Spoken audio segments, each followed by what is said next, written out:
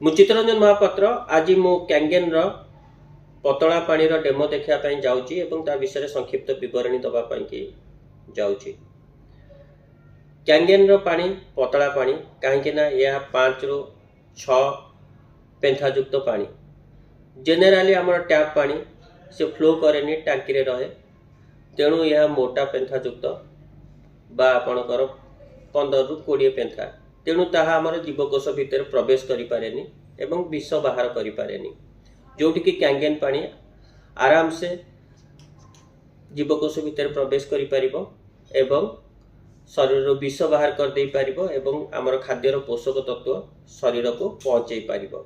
या द्वारा आम शरीर रे जो डिहाइड्रेशन जोगु जो चाप बा अस्थिरता तैयारी होची जहाँ को डिहाइड्रेटिव स्ट्रेस बोली कहा जाउची, सेथिरु आमर शरीर राहत बा मुक्ति पाइबार बाट अछि। एडा केमती होची आमे वर्तमान देखिबा।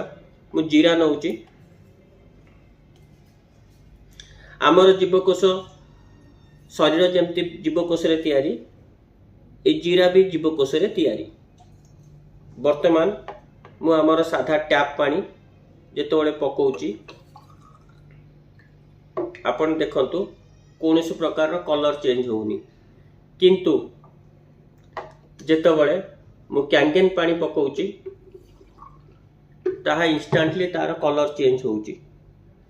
यार माने हला आमर कैंगेन पतला पानी आराम से जीरा भितर पेनिट्रेट कला, जहा कि आमर टैप पानी बोतल पानी करि पारु नाही। एवं ए विषय रे रिसर्च करचंती डॉक्टर विक्टर रियस एवं से कहचंती टैप पानी आम शरीर रे मात्र 15% पेनिट्रेट बा प्रवेश करि पारे जीवकोश भितर, जोठी कि कैंगेन पानी आम शरीर रे 85 ରୁ 95% पेनिट्रेट करि पारे बा प्रवेश करि पारे। तेणु आमर पानी रो विष बाहर करिवार क्षमता एवं शरीर को पोषक तत्व जोगिबार क्षमता बहुत अधिक। तेणु आमर शरीर सुस्थ रहे। आपण ए डेमो देखिथिबारु आपनको बहुत बहुत धन्यवाद।